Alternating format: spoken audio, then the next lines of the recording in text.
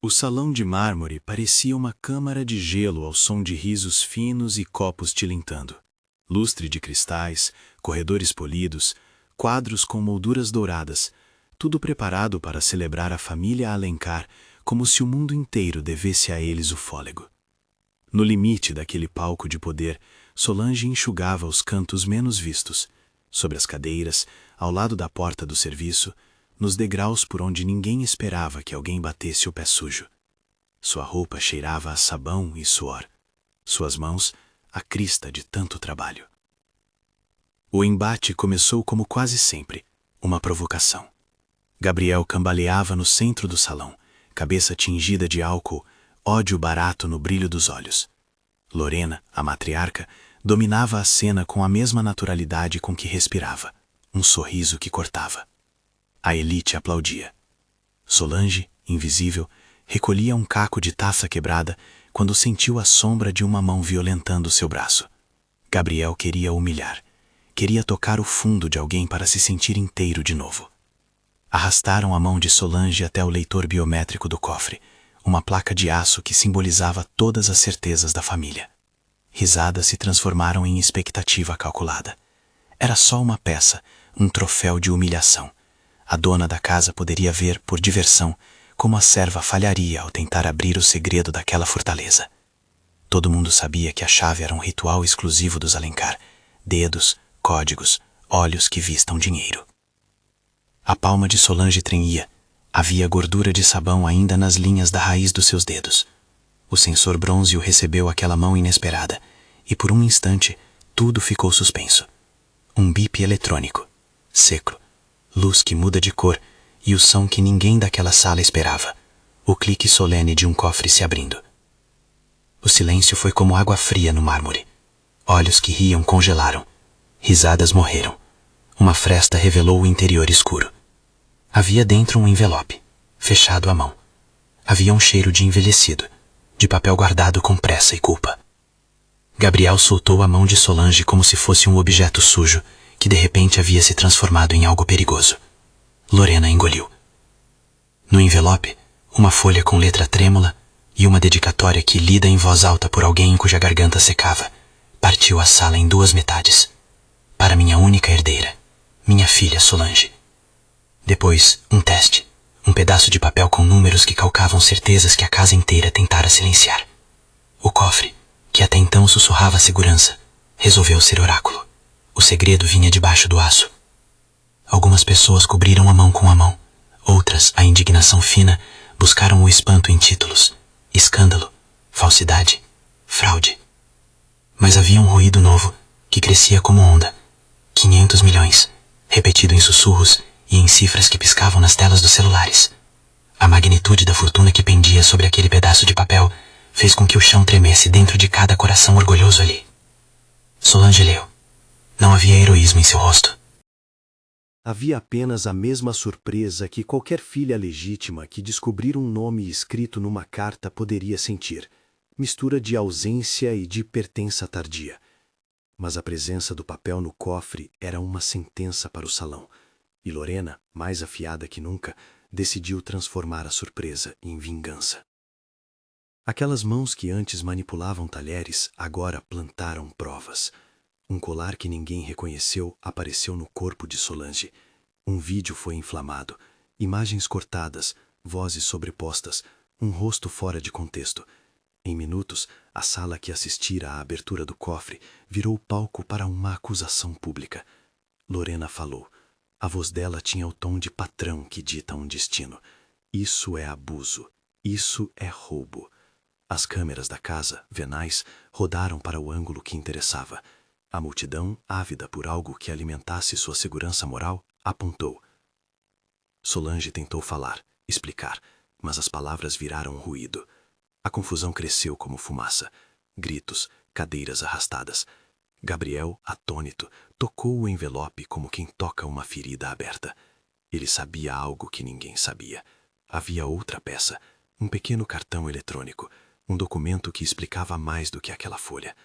Alguém poderia usá-lo para anular Lorena, para quebrar a narrativa orquestrada em segundos, mas expô-lo naquele momento seria abrir mão de algo ainda mais perigoso, a própria reputação que Gabriel ainda tentava salvar. A família se dividiu entre olhares complacentes e mesas que conspiravam. Brutus, o guarda, manteve-se imóvel como um pesadelo parado. A ideia de que uma empregada pudesse ter sangue Alencar foi uma intolerância que corria nas veias da casa. E com intolerância veio a decisão: calar o que incomodava antes que a verdade encontrasse voz. Houve um empurrão que quase derrubou Solange.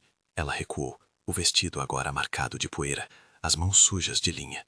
Um homem empurrou um aparelho no rosto dela, confessa, e fez aquela cena que a sociedade costuma exibir quando quer ensinar lições de classe. Solange não falou. O rosto dela tinha civilidade, mesmo quando gargalhava o ódio alheio. Quando a festa terminou em tumulto, Solange levou o envelope consigo, por reflexo, por não saber o que fazer. O que ninguém imaginou é que, enquanto a casa fechava suas portas douradas, uma pequena peça poderia virar o jogo. Um cartão SD, escondido sob a partitura de um velho piano marrom no salão que sempre tocava quando Augusto vivo ainda batia palmas. O piano, com suas teclas amarelecidas, tinha a música que ninguém mais ousava cantar naquela casa. A música nunca morre, costumava dizer o pai nos fios de lembrança. O som daquele piano era uma herança que atravessara paredes. Gabriel viu a abertura do cofre como um terremoto. Pela primeira vez, sua máscara de riso deu lugar ao medo. Ele pensou num cálculo frio. Se a verdade viesse à tona agora, Lorena perderia tudo. Mas perder também significava um começo perigoso para muitos, inclusive para ele, cujas vontades vinham sendo moldadas por um orgulho que se encolhera em remorso. Em segundos que pareciam horas, ele agiu, pegou a fita, guardou o envelope e fingiu o gesto de confronto que a multidão esperava. Levou consigo algo que ninguém mais notou, o SD com a gravação de uma voz que poderia mudar a narrativa daquela sala para sempre. Solange, antes de desaparecer pela porta dos fundos, tocou a tecla P de um velho jukebox e uma melodia saiu, errática, como um respiro. Era a canção que Augusto costumava cantar para sua filha.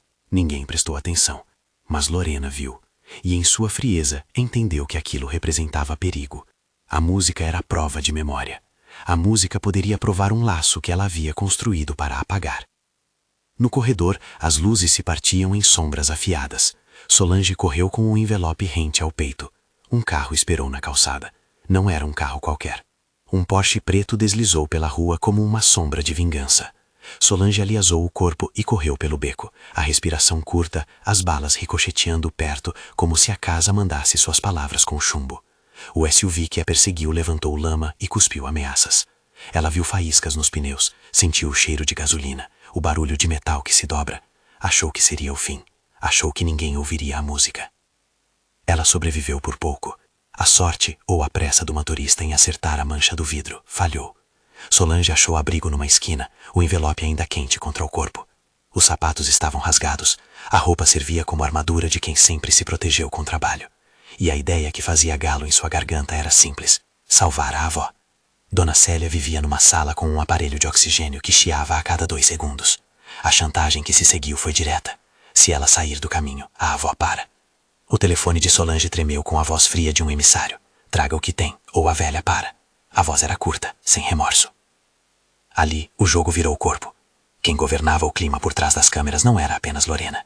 Havia homens que souberam transformar riqueza em medo.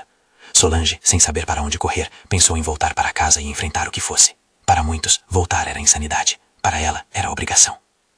A polícia apareceu com as sirenes numa cor de escárnio. Uma detenção foi montada com pressa e espetáculo. Provas foram plantadas, linhas do roteiro cuidadosamente escritas. Um colar que incriminava Solange apareceu no bolso da sua roupa como por mágica.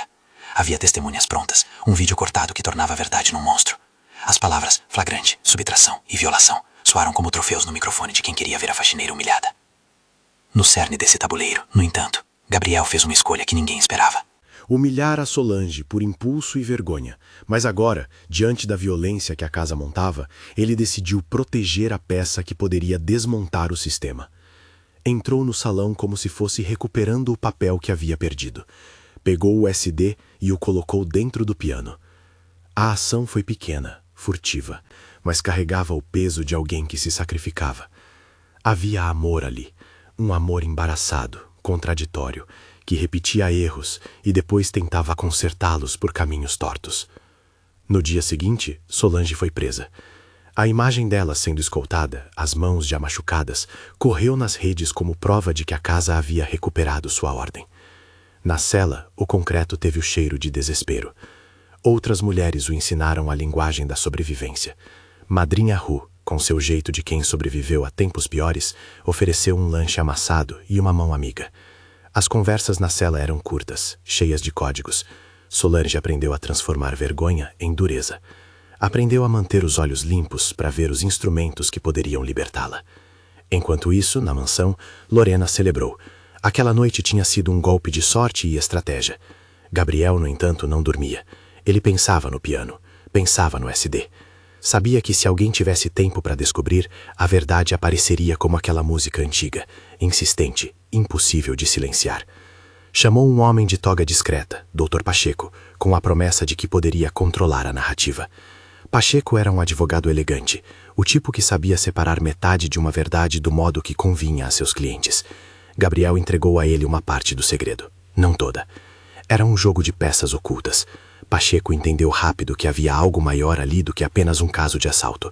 Havia sangue, tinha família, e por cima de tudo, a cifra, 500 milhões.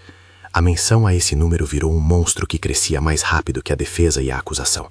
Dr. Pacheco ofereceu a Gabriel uma proposta que parecia um tabuleiro, negociar a folha que garantisse proteção. Mas no bolso de Pacheco, Gabriel não deixou o SD, deixou apenas uma cópia baixa, insuficiente. A gravação verdadeira, a que continha a voz de Augusto reconhecendo Solange, ficou no piano. Gabriel sabia que arriscava muito ao manter a arma tão pesada ali, entre partituras e lembretes de infância. A imprensa, sempre ávida por sangue, acompanhou a queda. Repórteres rondavam o prédio. Vozes que antes disseram que Solange era invisível, agora inventavam títulos para vender. Lorena, segura como uma rainha, dava entrevistas e pronunciava sentenças de honra familiar. Ela nunca imaginou que a música do pai, que soava nas teclas do piano, fosse um perigo real. Subestimou a memória como prova. Na prisão, Solange teve pouco tempo para pensar em vingança. Pensou em Dona Célia. Pensou na respiração ritmada do aparelho que mantinha a avó presa entre os fios da sobrevivência. Na bolsa com remédios que custavam mais que o salário de meses. E em ritmo de quem não tinha caminho fácil, ela planejou o que podia, defender a verdade com o que lhe restava, mesmo que pouco. Havia nos olhos dela a chama do que se recusa a ser apagada. Enquanto as horas se multiplicavam, Gabriel virou noites pensando que ele, mais do que ninguém, poderia corrigir aquilo. Mas a correção era complexa. Ele lembrava do momento em que forçou a mão de Solange no sensor. Lembrava da risada infantil que a mão quebrou na sua própria culpa. Lembrava da canção do pai. E, enquanto os relógios marcavam as primeiras 24 horas de um drama que pediria 72 para se definir, uma certeza crescia como planta entre rachaduras. Aquela história não terminaria sem sangue ou sem verdade. As mensagens no celular de Gabriel vinham como preces envenenadas. Havia ameaças sutis. Havia promessas para que sua língua permanecesse selada. Havia também um recado de Pacheco. Temos algo que pode salvá-la, mas a casa há de reagir. E por entre as linhas, Gabriel leu uma oferta e uma exigência. Ou ele aceitava a negociação conveniente para a família, ou a peça que guardara no piano seria destruída. No calçamento da cidade, uma jornalista parou diante do portão da casa e segurou um microfone como quem segura uma lâmina. Ela quis desenhar a história em cores simplórias. A serva que virou herdeira, o milionário que caiu, a sogra que se reuniu em vilania. Nem todos os fatos cabiam em manchete. Nem todos os destinos conheciam a lógica rápida da imprensa. No silêncio dos quartos, Solange recordou da infância enfiada no casulo de Dona Célia, dos brinquedos improvisados, das festas que ela via de fora, dos anúncios de Augusto que um dia perdera para o silêncio. A música do pai vinha sempre, programa que não se desligava. Éramos nós, sua moral dizia, apenas o que nos foi dado. E algo nela resistia, um fio de dignidade que não se dobra por chantagem. A casa, porém, não desistia. Lorena reuniu o que restava de aliados, chamou Brutus e fez arranjos frios para garantir que a avó de Solange continuasse a depender do aparelho, não como um detalhe, mas como arma. A chantagem se transformou em concretude. Havia telefonemas com voz trocada. Uma equipe postava fotos leves do leito de Dona Célia, enquanto a família mobilizava médicos ao redor da senhoria do medo. A mensagem era clara: quem movesse uma peça contra a família veria um rolo compressor cair sobre os que amava. Em uma dessas noites, Gabriel entrou no salão e tocou o piano com a ponta dos dedos. A música saiu tremida, como se as mãos não soubessem mais a hora das notas. Ele arrancou o tampo, mexeu nas partituras e lá estava, um pequeno bolso, uma cavidade que alguém construíra para esconder segredos. O SD sumiu por trás das teclas, como se fosse um coração escondido. O som da gravação prometia ser definitivo. A voz de Augusto, quando tocasse, poderia ser a lâmpada que iluminasse a sala escura de Lorena. Mas havia perigos naquilo tudo. Gabriel sabia que, se expusesse a gravação de quem fora o chefe da família, estaria queimando pontes com aqueles que o ajudaram a subir. Por isso fez um movimento de quem move o jogo. Procurou o Dr. Pacheco e lhe disse que havia algo no piano. Pacheco entendeu, escreveu um plano, escondeu interesses. Ele fez promessas, pediu garantias. Gabriel, em troca, ofereceu algo dele mesmo, uma parte das chaves da casa que ainda segurava. Os passos se aceleraram. Dr. Mendes, outro advogado com laços na família, desconfiou.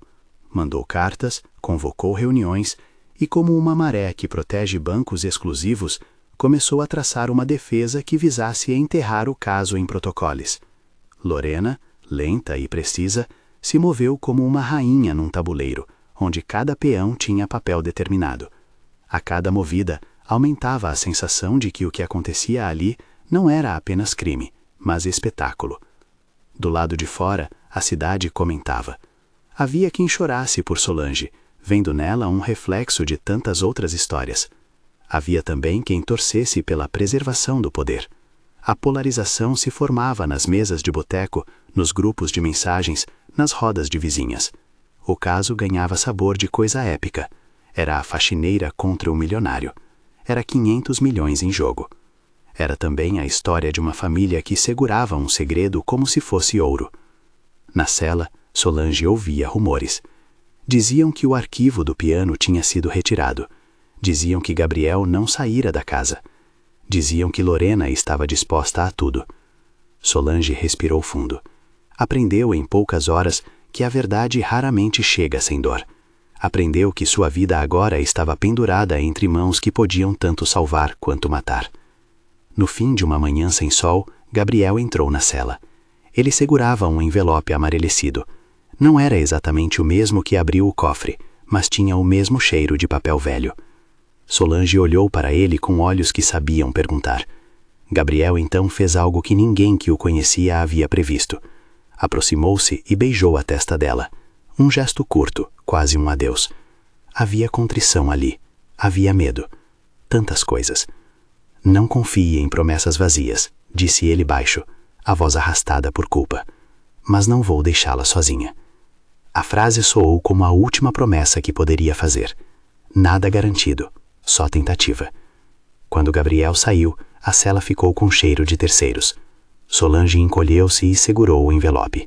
As palavras de Augusto voltaram como se fossem a trilha sonora de uma vida que insistia. A música nunca morre.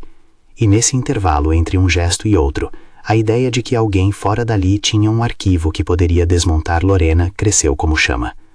No entanto, havia uma última peça que ninguém ainda conhecia. Uma câmera antiga, instalada atrás das cortinas do salão, registrara tudo naquele dia. A mão no sensor, o envelope, as ações imediatas. Um corte sutil naquele vídeo poderia provar a manipulação de Lorena. Mas o que importa num tribunal é a composição das provas, não apenas um registro, e sim o conjunto que convença um juiz e uma plateia. Enquanto isso, a casa tramava. O relógio marcou as primeiras 48 horas. A janela do prazo chegava como um limite físico. 72 horas decidirão muito, pensaram alguns. Havia ainda uma linha entre a exposição e o apagamento. Cada passo agressivo de Lorena apertava o cerco e fazia brotar a necessidade de uma estratégia mais limpa. Precisava-se de Pacheco para fazer a ponte com a verdade, e Pacheco precisava de Gabriel para conseguir a confiança que Lorena perdera. A cada vez que a gravação de Augusto era mencionada como possibilidade, as reações mudavam. Uns tremiam de medo, Outros sorriam com a confiança de quem acha que pode enterrar as vozes. Mas a música do piano existia como ameaça imaterial. A mão que abriu o cofre repetia-se como memória. No fim daquele segmento de dias, Solange recebeu visita da avó, através de uma tela fria. Dona Célia chamou a neta pelo apelido e fez sinal com a boca. Lute. O aparelho de oxigênio chiava ao fundo como um relógio que marca o tempo. E na mansão, uma sombra olhou para fora por entre as cortinas, temendo que o piano soasse a qualquer momento a melodia que selaria o destino de quem lá reinava. A tensão crescia. Quem teria a coragem de apertar a tecla que reproduziria uma voz do passado, e ao fazê-lo, abriria o cofre da verdade para sempre? Se havia uma coisa clara naquela noite, era que nada terminaria antes de dribles, negociações e apostas tomadas com o coração na boca. Um jogo com 500 milhões em mesa não aceita gestos espontâneos. Aceita sim a frieza de quem joga a vida de outros pela própria segurança. No silêncio que antecede a tempestade, Gabriel sentou diante do piano e deixou que seus dedos, por instinto, traçassem a melodia que Augusto cantava. A gravação estava lá, a promessa também. O que faltava era coragem. A casa inteira aguardava, sem saber, um movimento que poderia ser a queda de uma rainha ou a própria explosão do castelo. E, enquanto as horas se encurtavam, alguém apertou o play. O som era pequeno no começo, um chiado, uma respiração engolida pelo tempo. E de repente a voz de Augusto entrou como se saísse de dentro das paredes, rouca, exata, íntima. Solange. O nome cortou a sala como uma certeza que ninguém queria ouvir. A gravação não era só uma confissão, era um mapa de lembranças. O pai que chamava a filha por um apelido que só ele usava. Uma referência a uma cantiga de ninar que ninguém mais cantava. A menção a um pequeno arranjo na partitura que nem os músicos da casa lembravam ter ouvido. Cada detalhe encaixava como peça de relógio. Alguém na sala engoliu seco. O piano, que até então era móvel de memória, tornou-se testemunha. O arquivo continha ainda a instrução direta de Augusto. Uma dedicatória, um recado gravado com a voz de quem sabia que não teria a chance de ver o desfecho. Se um dia houver dúvidas, ouçam a canção. É minha filha. Ela é a única coisa real que me pertence. A frase caiu como bomba. Mais do que uma prova genética, aquilo era um elo afetivo que nenhum argumento frio conseguiria apagar. Quem apertar o play, um gesto simples e desesperado, não era necessariamente o justiceiro que todos imaginavam. Gabriel, Pacheco ou empregado desavisado, ninguém no salão sabia ao certo, mas o efeito foi imediato. Lorena ouviu a voz e sentiu a própria pele tremer, não pelo que dizia, mas pelo rumo que a história tomaria. Para ela, a prova era um incêndio que podia devorar a obra de toda uma vida. E incêndios, quando se propagam, não podem ser contidos apenas com pedras. A estratégia de Lorena foi instantânea e brutal. Ordenou a destruição de qualquer equipamento que pudesse reproduzir arquivos. Mandou vasculhar o piano, fez apagar registros, ordenou que as imagens fossem cortadas. Brutus e os homens de confiança agitavam-se como marionetes. O objetivo deles era simples: apagar as pegadas da verdade e deixar somente o rastro da mentira que servia aos interesses da casa. Mas havia um outro plano, menor e cuidadoso. Gabriel, ainda dividido entre vergonha e devoção, sabia que destruir a evidência significaria enterrar uma parte dele que algum dia desejara reparar. Ele havia escondido a cópia mais autêntica do SD, não por altruísmo puro, havia também medo, mas por um sentimento que misturava culpa e um desejo de corrigir. Guardou a cópia verdadeira num lugar que só a memória dele conhecia, dentro de um piano que ninguém ia vasculhar por medo da lembrança. As horas foram se condensando em pressão. A chantagem contra Dona Célia, a voz fria no telefone, os carros que rondavam a casa, as mensagens anônimas. Para Solange, presa naquela onda, cada segundo era um pedaço a menos de ar. A cela não abrigava só o corpo, abrigava o rumor, a vergonha, a solidão e os conselhos secos de mulheres que conheciam a linguagem da sobrevivência. Madrinha Ru ensinou-lhe a ler o silêncio. As outras mulheres ensinaram a negociar até a dignidade que restava. Ninguém nas celas queria ver a cara de quem chegava ali por engano, e, ironicamente, ali se encontrava mais humanidade do que o salão de mármore havia mostrado. O prazo das 72 horas pendia como um relógio sobre todos.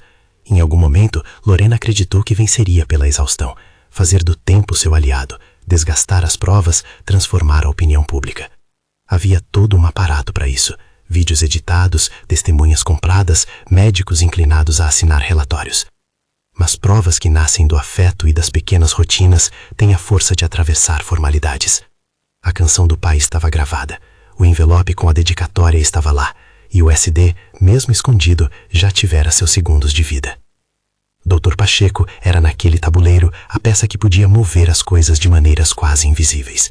Elegante, cínico e com a cabeça sempre fria, ele sabia governar o momento certo de expor e o momento certo de silenciar. Quando Gabriel o procurou com os olhos cheios de um pedido não dito, Pacheco entendeu que aquilo não era mais jogo de egos, mas risco de ruína. Propôs uma jogada de percepção, preservar a originalidade da prova, mas entregá-la num teatro que tornasse impossível que Lorena a anulasse por capricho. O tribunal seria o palco inevitável. Enquanto as peças eram arrumadas nas sombras, alguém na imprensa começou a farejar o cheiro de história maior. Repórteres do lado de fora, luzes de câmeras, microfones estendidos como dentes. Uma cidade inteira, por meio de telas, começava a formar opinião. Havia quem se solidarizasse com a faxineira. Havia quem temesse a queda da família que sustentava empregos, favores e contratos. A polaridade se fazia presente nas redes, nos cafés, nas mesas de bar. Era, afinal, um embate que ia além de pessoas. Era sobre símbolos, sobre quem poderia sentar na mesa do poder. Nos dias que seguiram, cresceu uma sequência de pequenos choques. Um mandado de busca e apreensão contestado. Um laudo médico falso que tentara comprometer a avó de Solange, denunciado por alguém que não aceitara participar da crueldade. Uma testemunha que mudara de versão quando confrontada com as pequenas mentiras que a casa havia contado. Cada movimento aumentava a pressão sobre Lorena, que começou a mostrar rachaduras. Não as rachaduras de caráter, essas haviam sido lapidadas por décadas, mas fissuras de controle, olhares que vacilavam, ordens que não eram mais acatadas com a mesma obediência. Solange, na prisão, recebeu visitas protocoladas. Doutora Cláudia, defensora pública de presença suave e falas diretas, entrou com uma frase que cortou o silêncio. Não deixe que eles transformem você na peça que falta para fechar o que fizeram. Solange havia aprendido a não se iludir com promessas. Aprendeu também a aceitar ajuda que viesse com trabalho duro. A avó, através de telas e medos, continuava a pôr a esperança em gestos mínimos, a sobrancelha levantada, o olhar de aprovação. E era por isso que Solange resistia. A respiração da avó ainda estava ali, marcada pelo chiado do oxigênio, e cada batida do aparelho parecia ditar o compasso das decisões. Chegou o dia em que o tribunal concordou em ouvir prova nova. A solicitação veio embalada em formalidades, assinada por quem sabia que aquilo romperia a normalidade do salão de justiça. Dr. Pacheco pediu a exibição do SD e a leitura da dedicatória. O pedido foi um petardo. Em audiência pública, com transmissão, não havia como Lorena manipular a cena com cortes ou montagens. Era o segundo ponto de virada que se esperava desde o momento em que a mão suja de sabão acionara o cofre. A sala do tribunal naquela manhã tinha a atenção de um teatro antes do grito. Jornais alinhados, câmeras focadas, famílias familiares à espera de um veredito que ia repercutir além das paredes. Juiz com o olhar cansado, promotor pronto a atacar a credibilidade da gravação. Lorena, impecavelmente trajada, tentou funcionar como a alcova de calma que sempre fora, mas havia um desconforto no sorriso, o evidente medo do desconhecido. Quando Pacheco subiu ao estrado, não usou artifícios técnicos, pediu apenas que se reproduzisse o arquivo na íntegra, sem edições, diante do juiz e das partes. Argumentou com simplicidade. Se isso é verdadeiro, abre uma história que não se pode calar. Se é falso, que a própria justiça mostre. A fala desencadeou uma rodada de murmúrios. A imprensa apertou os botões. Do lado de fora, a cidade prendera a respiração. O som começou baixo, como uma lembrança que se reencontra. A voz de Augusto declarou coisas que sairia impossível negar. A menção ao apelido, a descrição de uma pequena cicatriz que só ele e a filha conheciam, um acidente com uma tampa de panela nos primeiros anos da vida dela, e a melodia curta, aquela frase musical que ninguém mais tocava. Cada detalhe parecia pintado com a tinta da intimidade. A prova emocional, ali, ganhava contornos forenses. O juiz e a plateia ouviram incrédulos, o homem que não podia mais testemunhar, dar sentença pela memória. As reações foram em cascata. Lorena palideceu. O promotor, que antes parecia inabalável, perdeu o passo por instantes. Havia algo na gravação que escapava a qualquer manobra. Não bastava dizer que alguém forjou a voz. Era necessário explicar como alguém teria sabido detalhes que a casa inteira tentava esconder. Pacheco apoiou-se na fragilidade humana da prova. Uma canção, um apelido, uma cicatriz, elementos que juntos costuravam uma identidade. Nesse mesmo momento, Pacheco pediu que se juntasse ao SD a folha envelhecida com a dedicatória e o resultado do teste, ambos guardados em envelope lacrado. Quando o envelope foi aberto pela autoridade, as palavras escritas à mão saltaram como golpe final. Para minha única herdeira, minha filha Solange. Ler aquelas palavras em voz alta foi como esticar um cabo invisível entre o público e a verdade. Não era apenas a razão técnica que importava, era o afeto que funcionava como prova. Lorena reagiu mal. Primeiro tentou questionar a autenticidade dos documentos com um gesto frio de seus advogados. Depois a própria negação parecia falhar. Palavras atravessaram a boca dela como se fossem fósforos acesos, acusações, gritos, tentativas de desacreditar testemunhas. Em dado momento, irritada, avançou em direção ao microfone como se pudesse apagar o som com o gesto. Foi contida por seguranças. O gesto, porém, teve o efeito oposto. As câmeras registraram a tentativa de silenciar aquilo que cumpria o papel de lume. A falha de compouture de Lorena selou o destino daquela audiência para o público. Autoridades que vinham investigando outras irregularidades da família aproveitaram o momento. Denúncias paralelas sobre conluios financeiros, favorecimentos, documentos inconsistentes ganharam força. Em questão de minutos, oficiais comandados em mãos entraram na sala e conduziram investigações em loco. A queda de uma rainha, quando ocorre, costuma ser rápida e concreta. Medidas cautelares, ordem de afastamento e a certeza pública de que algo maior começara a ruir. Do lado de fora, Solange soube daquilo por meio de notícias transmitidas na sala de visita. Não foi um espetáculo de alegria inquestionável. Em vez de euforia, veio uma mistura de alívio, incredulidade e um cansaço profundo. Ser absolvida não apagava as noites em que correu para salvar a avó, não apagava as mãos que tremiam, nem as palavras que haviam sido cuspidas contra sua dignidade. Havia ainda, no entanto, uma tremenda possibilidade: a reparação. Quando o juiz proclamou que as provas eram contundentes e que a narrativa construída por Lorena e seus cúmplices não resistia, a sala vibrou. Alguma justiça aparecera. A retirada do mandato sobre Dona Célia veio como uma liberação do ar. A avó foi imediatamente colocada sob cuidado médico independente. Os dispositivos que mantinham sua vida foram garantidos por uma equipe imparcial. O ponto da chantagem foi cortado. Solange, solta de suas amarras jurídicas, saiu da prisão com o peso da expectativa da cidade em seus ombros. Não era uma celebridade confortável. Era uma mulher que havia sido exposta ao mundo e, por isso, tinha agora frente a si a responsabilidade de decidir o que fazer com a herança que lhe fora reconhecida. A transferência de patrimônio, entretanto, não foi automática nem carinhosa.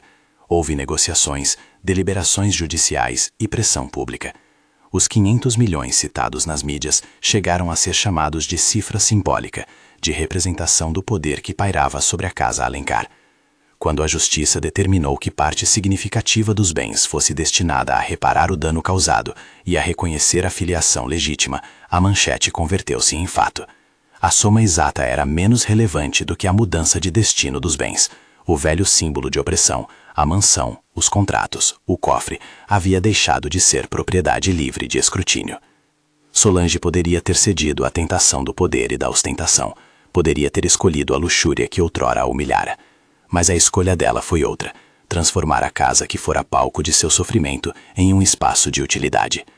Aos olhos de quem a conheceu com uma vassoura na mão, a mansão tornou-se centro de programas sociais, escola de formação profissional, centro de acolhimento para mulheres que, como ela, precisavam reconstruir vidas. O cofre ficará aberto para sempre, ela disse numa fala simples, numa cerimônia de inauguração com muita gente da comunidade, e empunhou a chave simbólica como promessa e advertência. Gabriel, por sua vez, fez escolhas que surpreenderam a todos.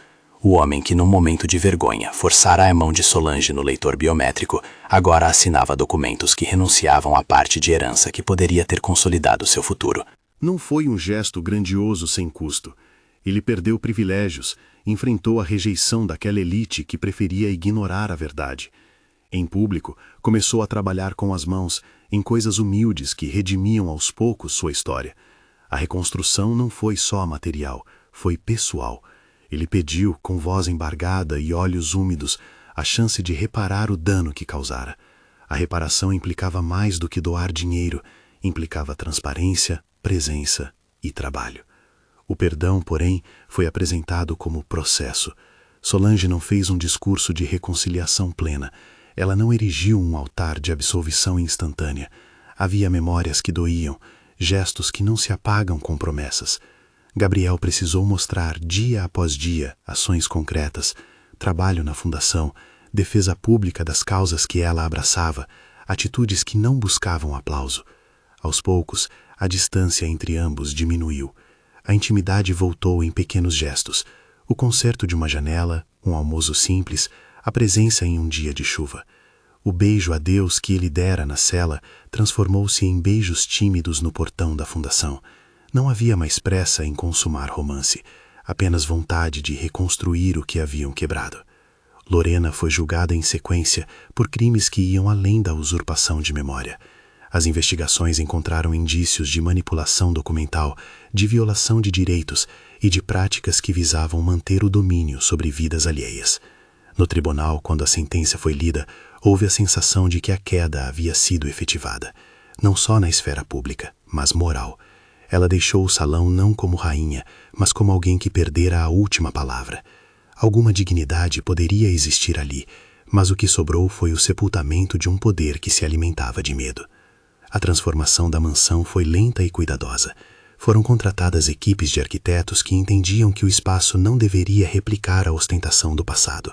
As salas que antes exalavam exclusão transformaram-se em salas de computação, em ateliês, em oficinas.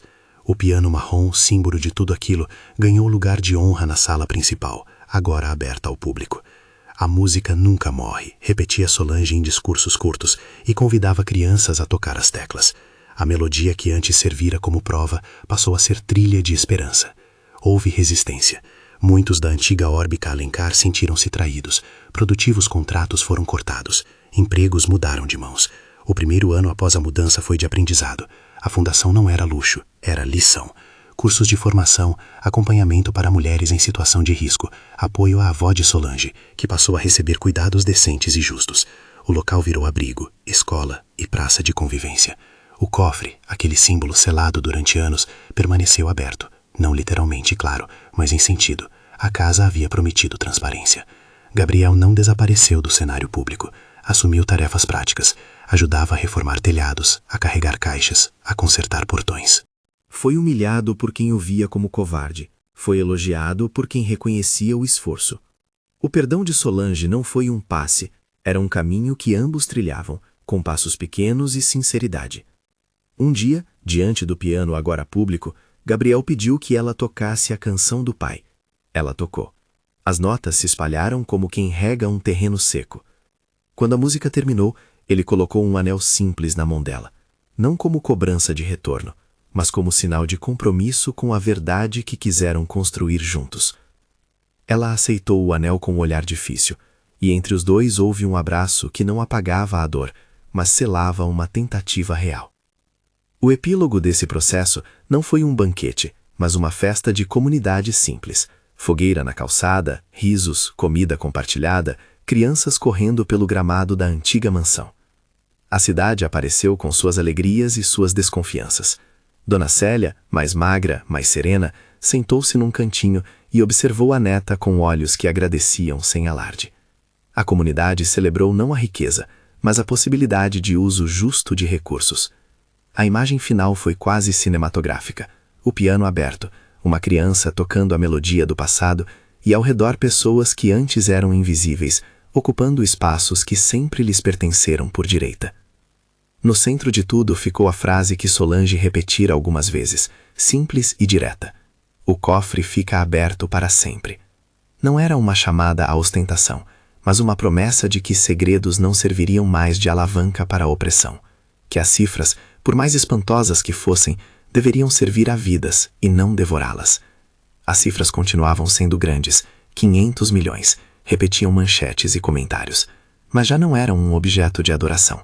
Era um recurso a ser gerido com responsabilidade e com a voz de quem havia sido silenciada. Meses depois, Gabriel e Solange caminharam juntos pela rua onde ela crescera, mãos entrelaçadas de modo que não era ainda de casamento, mas de cumplicidade.